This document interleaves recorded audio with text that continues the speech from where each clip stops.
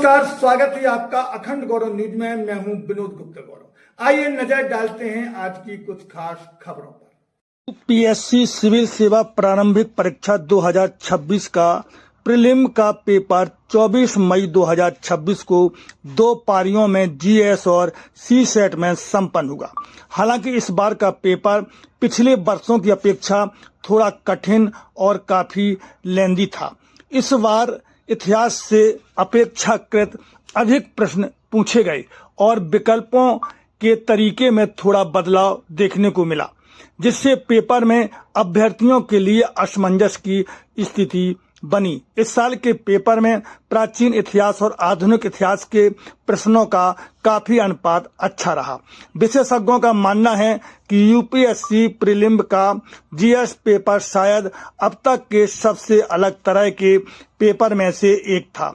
इस तरह से उम्मीदवारों के लिए इसका नतीजा अप्रत्याशित हो गया। इस वर्ष का कट ऑफ काफी कम जाने की संभावना है। उनका मानना है कि विकल्पों में एक बड़ा बदलाव देखने को मिला। ऐसा लगता है कि यूपीएससी अपने पुराने तरीके से ऑप्शन बनाने के तरीके पर लौट आया है। यूपीएससी सीएसई पहले से ही इस बात के लिए जाना जाता है कि यह उम्मीदवार के जीवन के कई साल मांग लेता है और इस तरह के पेपर उनके तनाव और कठिनाइयों को और भी बढ़ा देता है।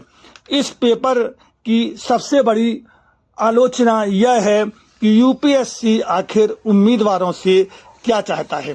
कई जरूरी क्षेत्रों को नजरअंदाज कर दिया है और गैर जरूरी लगने वाले विषयों को जरूरत से ज्यादा महत्व देकर इस पेपर ने परीक्षा को लेकर अनिश्चितता को और भी बढ़ा दिया है। यूपीएससी प्रारंभिक परीक्षा 2026 24 मई 2026 रविवार को संपन्न हो गई। मुख्य परीक्षा 21 अगस्त 2026 को होगी, जो 5 दिनों तक चलेगी। यूपीएससी चेयरमैन ने स्पष्ट किया कि इस नई व्यवस्था का उद्देश्य परीक्षा प्रणाली को और अधिक पारदर्शी तथा अनुकूल बनाना है। उन्होंने कहा कि परीक्षा के 1 सप्ताह के भीतर प्रोविजनल आंसर शीट जारी कर दी जाएगी। अभ्यर्थी आधिकारिक वेबसाइट या पोर्टल के माध्यम से अपने ओएमआर उत्तरों की स्वयं व सटीक जांच कर सकेंगे। यदि किसी भी उम्मीदवार को आयोग द्वारा जारी किए गए किसी प्रश्न या उत्तर को लेकर कोई संशय या आपत्ति है, साक्ष्यों के साथ आधिकारिक पोर्टल पर अपना सुझाव या चुनौती दर्ज करा सकेंगे।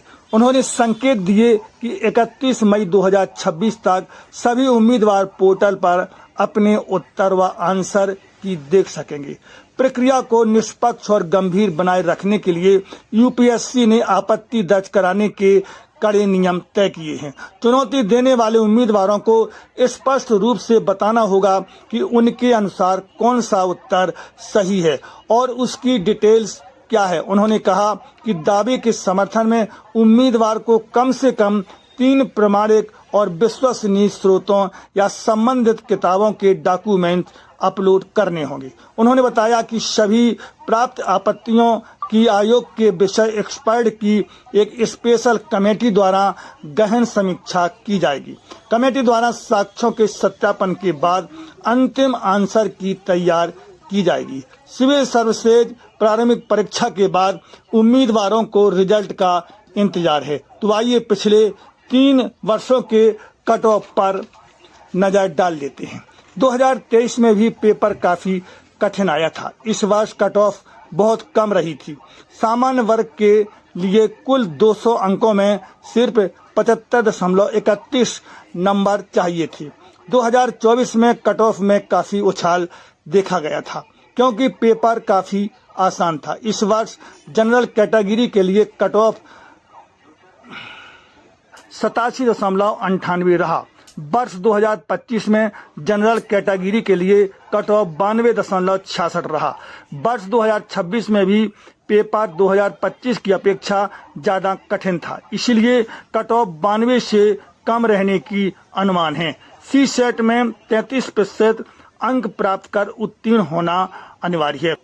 यूपीएससी सिविल सेवा प्रारंभिक परीक्षा 2026 में 5,49,000 उम्मीदवार शामिल हुए, जबकि 19,372 उम्मीदवारों ने रजिस्ट्रेशन कराया था, जिसमें 67% अभ्यर्थी ही परीक्षा केंद्रों में उपस्थित हुए। यह परीक्षा देश भर के 83 शहरों में 2072 से अधिक परीक्षा केंद्रों पर 2 पारियों में जीएस और सी सेट में आयोजित की गई। यह परीक्षा कुल 933 पदों के लिए आयोजित की गई। इस बार नकल और प्रतिरूपण रोकने के लिए परीक्षा केंद्रों पर रियल टाइम फेस ऑथेंटिकेशन तकनीक का सफलतापूर्वक उपयोग किया गया। परीक्षा केंद्र से दूरी बना के रखें। तो आप सभी से अनुरोध है, कृपया कर आप परीक्षा केंद्र से थोड़ा हटकर खड़े हों।